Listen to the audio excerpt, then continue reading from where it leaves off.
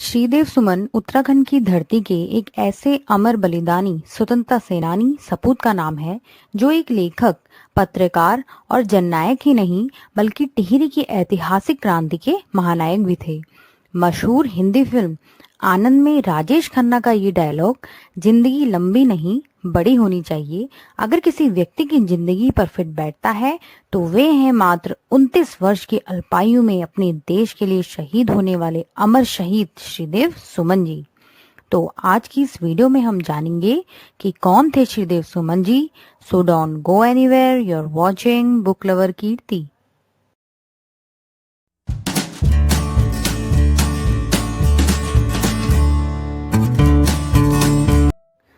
श्रीदेव सुमन का जन्म टिहरी गढ़वाल के बमुंड पट्टी के ग्राम जौल में 25 मई 1916 को हुआ था। उनके पिता का नाम हरिराम बडोनी व माता का नाम तारा देवी था। श्रीदेव सुमन के बचपन का नाम श्रीदत्त बडोनी था। इनके पिता श्री हरिराम बडोनी अपने इलाके के लोकप्रिय वैद्य थे। 1919 में जब उनके क्षेत्र में हैजे की बीमारी फैली तो उनके पिता ने अपनी परवाह किए बिना रोगियों का इलाज किया, परंतु वे स्वयं भी इस बीमारी का शिकार बन गए और 36 वर्ष की अल्पायु में ही चल बसे। 3 वर्ष की आयु में ही अपने पिता को खोकर कैसे श्रीदत्त बडोनी जी बने श्रीदेव सुमन जी, आइए जानते हैं। श्रीदत्त बडोनी जी की शिक्षा अपने ही गांव चंबा खाल व मिडिल स्कूलिंग टिहरी से हुई थी। इससे आगे की पढ़ाई के लिए वे देहरादून आ गए। यहाँ जब वे सनातन धर्म स्कूल में अध्ययन कर रहे थे तब 1930 में मात्र 14 वर्ष की किशोरावस्था में नमक सत्याग्रह आंदोलन में इन्होंने भाग लिया और 13 से 14 दिन के लिए जेल भी गए और कम उम्र का बालक होने के कारण इनको छोड़ दिया गया। उनके इतनी कम उम्र में आंदोलन में कूद पड़ना ये दिखाता है कि उनमें देश प्रेम की भावना किस हद तक भरी हुई थी।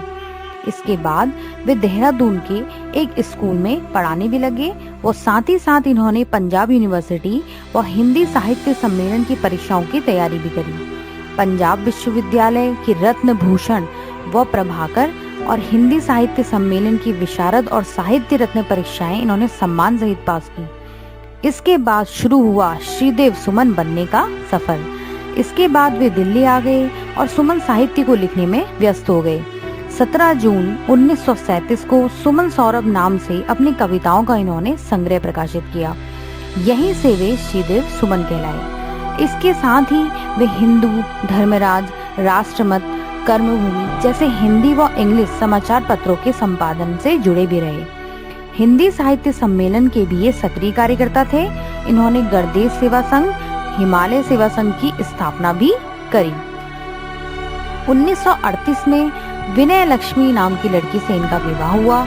शादी के कुछ दिनों बाद ही इनका ध्यान टिहरी गढ़वाल में राजशाही से पीड़ित जनता के कष्टों पर इनका ध्यान गया। इस संदर्भ में वे कई कार्यकर्ताओं से मिले और 23 जनवरी 1939 को देहरादून में टिहरी राज्य प्रजामंडल की इन्होंने स्थापना की और सुमन इसके मंत्री चुने गए। श्रीदेव सुमन ने टिहरी की जनता के कष्टों पर एक सटीक टिप्पणी करी। प्रत्यक्ष ब्रिटिश शासन की जनता गुलाम है, पर टिहरी जैसी देसी रियासतों की जनता तो गुलाम की गुलाम है। 1942 में भारत छोड़ो आंदोलन आरंभ होने के बाद टिहरी जैसे देसी रियासतों की जन आंदोलन में भी उभार आया।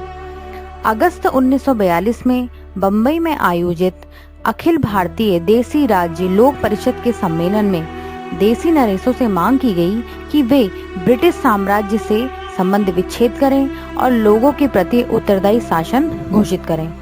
इन्हीं मांगों को आगे बढ़ाने के लिए 10 सितंबर 1942 को टिहरी में कार्यकर्ताओं का एक सम्मेलन आयोजित किया गया, किंतु सुमन को टिहरी पहुंचने से पहले ही देवप्रयाग में गिरफ्तार कर लिया गया। सुमन जी को अपने कार्यकर्ताओं सहित 1 साल की जेल हुई। 1 साल बाद नवंबर 1943 में जब वे जेल से बाहर निकले तो टिहरी में उनके प्रवेश पर बैन लगा दिया गया, परंतु फिर भी वे दिसंबर में जैसे ही उन्होंने प्रवेश किया, रास्ते में ही उन्हें पुलिस ने पकड़ लिया व टिहरी जेल में डाल दिया।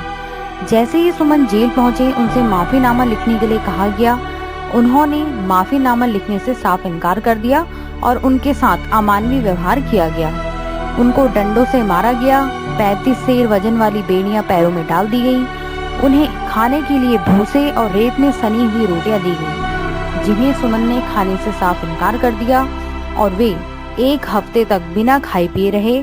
और 7वें दिन जेल कर्मी झुक गए और उन्होंने उनकी बेड़ियां निकाल दी और वे समझ गए कि सुमन माफी नहीं मांगेगा।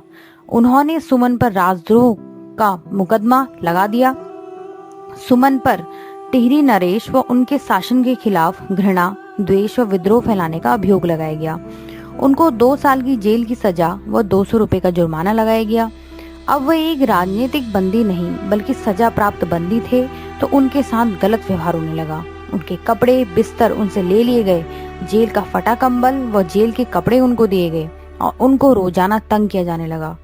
ना उनको किसी से बात करने दिया गया, ना उनको किसी से मिलने दिया गया और ना किसी से भी पत्र व्यवहार यानी कि कम्युनिकेशन करने की अनुमति दी गई। ये सब देखकर उन्होंने 29 फरवरी को फिर से आमरण अनशन शुरू कर दिया, जिसके 4 दिन बाद पुलिसकर्मी उनसे डर गए व उन्होंने उनके साथ मारपीट व अत्याचार बंद कर दिया व उनको पत्र लिखने की अनुमति दे दी गई। उन्होंने टिहरी नरेश को पत्र लिखा, जिसमें उन्होंने खुद पर लगे झूठे मुकदमों पर कार्रवाई करने व पत्राचार यानी कि लेटर लिखने की सुविधाओं की मांग दी। ऐसा ना करने पर उन्होंने 15 दिन बाद आमरण अनशन शुरू करने की धमकी दी, लेकिन जब कोई उत्तर नहीं मिला तो उन्होंने 3 मई 1944 को अपना ऐतिहासिक अनशन शुरू किया।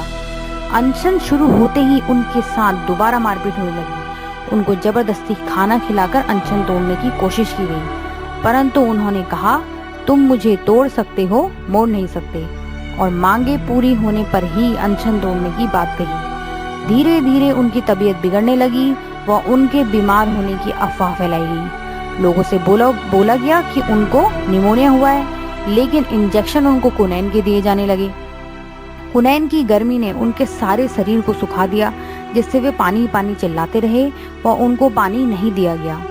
ऐसी हालत में 4 दिन बाद 25 जुलाई 1944 को शाम 4 बजे उन्होंने आखिरी सांस ली। उसी रात 12 बजे तेज बारिश हो रही थी और अंधेरी रात में उनके शव को कंबल में लपेटकर एक बोरी में सिल दिया गया और एक वार्डन और एक कैदी ने मिलकर उनकी लाश को भागीरथी और भिलंगना के संगम पर फेंक दिया। इस निर्मम हत्याकांड के बाद टिहरी की जनता में राजशाही के खिलाफ नफरत फैल गई व टिहरी की राजशाही के खिलाफ आंदोलन ने भयावह रूप ले लिया।